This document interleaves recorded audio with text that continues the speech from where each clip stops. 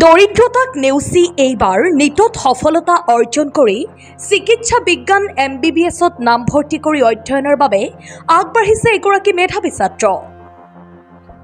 Lakhimpur medical কলেজত ইতিমধ্যে নামভৰ্তি কৰিছে মুৰাদঝাৰৰ ৰোহিণী পথাৰৰ বাসিন্দা হাফিজ আব্দুল হান্নানৰ পুত্ৰ ইক্ৰাম হুছেইনে কঢ়িয়াই আনিছে এই ভাল খবৰ।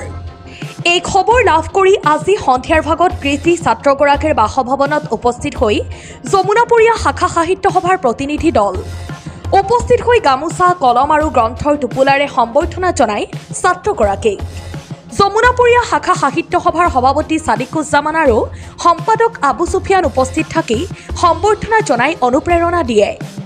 লগতে অসমীয়া যুৱ মঞ্চৰ হুজাই জিলা সমিতিৰ সভাপতি হেলাল আহমেদ উপস্থিত থাকি গামোচাৰে সম্বৰ্ধনা জনায়।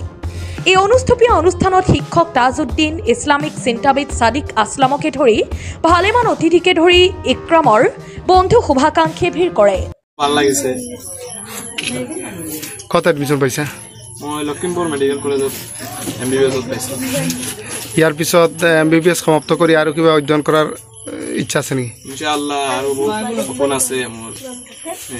PG হেৰি কৰি চাৰ্জাৰীৰ কৰাৰ সপোন আছে মোৰ।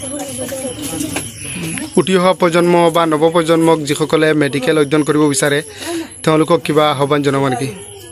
তেওঁলোকক এইটোৱে ক'ব বিচাৰোঁ যে ভালকৈ পঢ়িব লাগে আৰু মোবাইলৰ পৰা অলপ দূৰত থাকিব লাগে।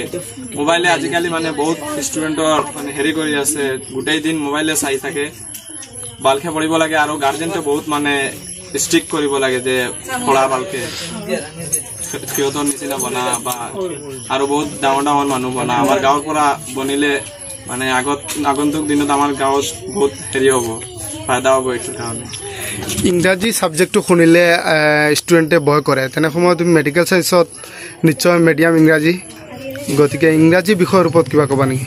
ইংৰাজী বিষয়ৰ ওপৰত ক'ব লাগে এইটোৱে যে আপোনালোকে প্ৰথমত হেৰি কৰিব লাগে, সৰু থাকোঁতে ইংৰাজী মাধ্যমত পঢ়িব লাগে বা ইংৰাজী মাধ্যমত অলপ গুৰুত্ব দিব লাগে। কাৰণ লাষ্ট মেট্ৰিক পাছতো বা ছেকেণ্ড ইয়াৰ পাছতো ইংৰাজী মাধ্যমৰ বাহিৰে আৰু বা এই হেৰিটো মেডিকেল ফিল্ডতো ইংৰাজী মাধ্যমৰ বাহিৰে অন্য ফিল্ডত বহুত মানে হেৰি উইক হৈ আছে। তাৰ কাৰণে ইংৰাজী মাধ্যমটো বহুত গুৰুত্বপূৰ্ণ।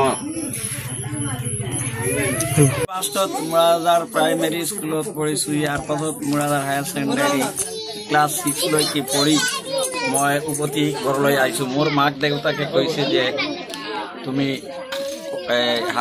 হাফিজ হিচাপত তুমি পঢ়িবলৈ যোৱা। তেতিয়া মই মাক দেউতাকৰ কথা শুনি মই ধুলাইছিত হাফিজি মুদৰছাত গৈ পঢ়িছোঁ। পঢ়ি মই ল'ৰাবিলাক তাত পঢ়ি আহি মই মোৰ ল'ৰা ছোৱালীবিলাকক মই পঢ়াইছোঁ আৰু যেনেকৈ পঢ়াব লাগে তেনেকৈ পঢ়াইছোঁ। মই ল'ৰাবিলাকক বা ছোৱালীক মই মোবাইল নিদিলোঁ। যেতিয়া ছেকেণ্ড ইয়াৰ পাছ হৈ গৈছে তেতিয়াৰে পৰা কলেজত পঢ়োঁতে মোবাইল লাগে, সেই নিমিত্তে মই দিছোঁ। কিন্তু আমাৰ যিবিলাক অঞ্চল আছে বা গাঁও গ্ৰাম আছে এইবিলাকৰ মানুহে মোবাইল মেট্ৰিক পাছ কৰা নাই তথাপিও দি দিছে। এনেকুৱা দিব নালাগে। এইবিলাক দি পেলাই ল'ৰা ছোৱালীবিলাকক বেয়া কৰি দিছে। এইবিলাকে মই অনুৰোধ কৰিছোঁ আপোনালোকে এনেকুৱা নিদিব, তেতিয়াই আপোনাৰ ল'ৰা ছোৱালীবিলাক উত্তীৰ্ণ হৈ যাব পাৰিব।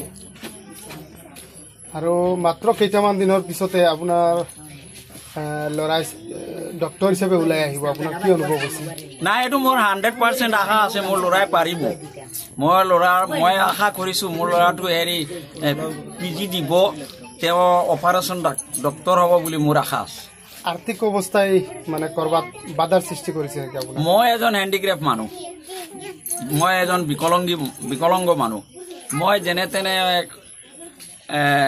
কিবা এটা কামত ব্যস্ত হৈ কিছুমান টকা উপাৰ্জন কৰিছোঁ। কেতিয়াবা ৰাইজেও সহায় কৰিছে, কৰাৰ নিমিত্তে মই ল'ৰাবিলাকক পঢ়াইছোঁ আৰু এই ল'ৰাবিলাকে ময়ো পঢ়াইছোঁ।